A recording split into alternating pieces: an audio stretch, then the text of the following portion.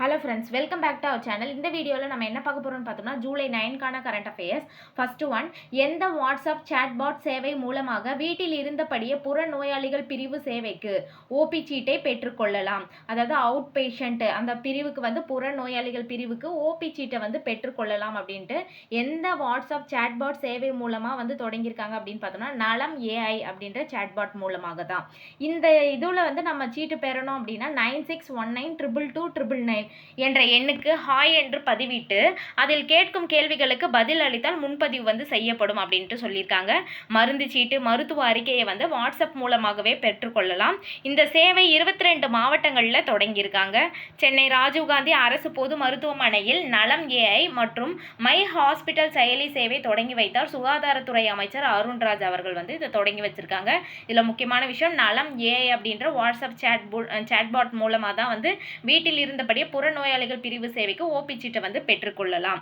அடுத்து பார்த்தோம்னா, விவசாயிகளுக்கு வழிகாட்டுவதற்காக எந்த புதிய திட்டத்தை வேளாண்மை துறை அமைச்சர் வினோத் சென்னையில் தொடங்கி வைத்தார்?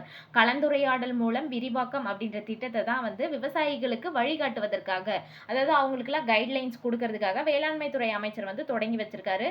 இதன் மூலம் இந்த திட்டத்தின் மூலமாக காணொலி வாயிலாக, அதாவது வீடியோ வாயிலாகவே விவசாயிகளினுடைய கேள்விகளுக்கு பதிலளித்து அவர்கள் பிரச்சனைகளுக்கு ஒரே தளத்தில் தீர்வு வழங்க மாநில அளவிலான நிபுணர் குழு அமைக்கப்பட்டுள்ளது. அவங்க என்னென்ன பிரச்சனைகள்லாம் சொல்றாங்களோ அவங்க எல்லாருக்கும் தீர்வு வழங்குறதுக்காக மாநில அளவிலான நிபுணர் குழு அமைச்சிருக்காங்க. எந்த திட்டத்துக்காக? கலந்துரையாடல் மூலம் விரிவாக்கம் அப்படின்ற திட்டம். இது எதுக்காக அப்படின்னு பார்த்தோம்னா, விவசாயிகளுக்காக வழிகாட்டுவதற்காக உருவாக்கப்பட்ட ஒரு திட்டம்.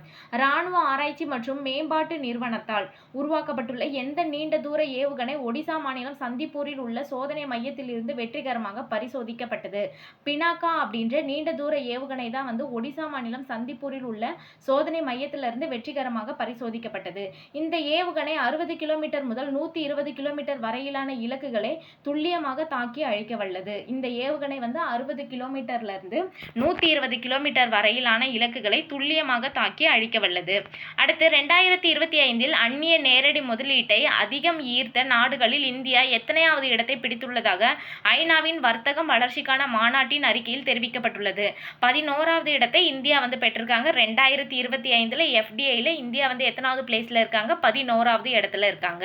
அடுத்து 2025-26 கல்வியாண்டில் இந்தியாவில் மேல்நிலை பள்ளிகளின் மொத்த சேர்க்கை விகிதம் எத்தனை சதவீதத்திலிருந்து எத்தனை சதவீதமாக உயர்ந்துள்ளது? 68.5%லிருந்து 71.7% உயர்ந்திருக்கு. எந்த இயர்ல அப்படின்னு பார்த்தோம்னா 2025-26 கல்வியாண்டுல. அடுத்து, பணி நிமித்தம் காரணமாக பிற மாநிலங்களுக்கு செல்லும் வாகன உரிமையாளர்கள் மறுபதிவு செய்யாமல் தங்கள் வாகனத்தை பயன்படுத்தும் காலத்தை எத்தனை ஆண்டாக நீட்டிக்க மத்திய அரசு விருப்பம் தெரிவித்தது? 3 ஆண்டாக. அதாவது ஒர்க்குக்காக பிற மாநிலங்களுக்கு செல்லும் வாகன உரிமையாளர்கள் மறுபதிவு செய்யாமலேயே தங்கள் வாகனத்தை அங்க திரும்ப பயன்படுத்துறதுக்கான காலத்தை 3 ஆண்டா இது பண்ணியிருக்காங்க. அந்த 3 ஆண்டுகளுக்கு மேல போச்சுன்னா அப்ப திரும்ப மறுபதிவு செஞ்சுக்கணும் அவங்க. அதுக்காக. அடுத்து எத்தனை ஆண்டுகளுக்கு மேல் பழமையான இந்தோனேஷிய கோயிலில் பிரதமர் மோடி வழிபாடு செய்தார்? 1000 ஆண்டுகளுக்கு மேல் பழமையான கோவில்ல தான் இந்தோனேஷிய கோவில்ல தான் பிரதமர் மோடி அவர்கள் வழிபாடு செஞ்சாங்க.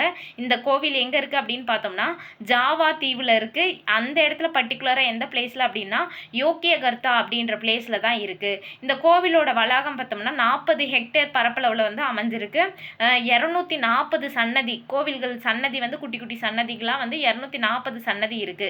சிவன், விஷ்ணு, பிரம்மா என மும்மூர்த்திகளும் இந்த கோவிலில் எழுந்தருளியுள்ளனர்.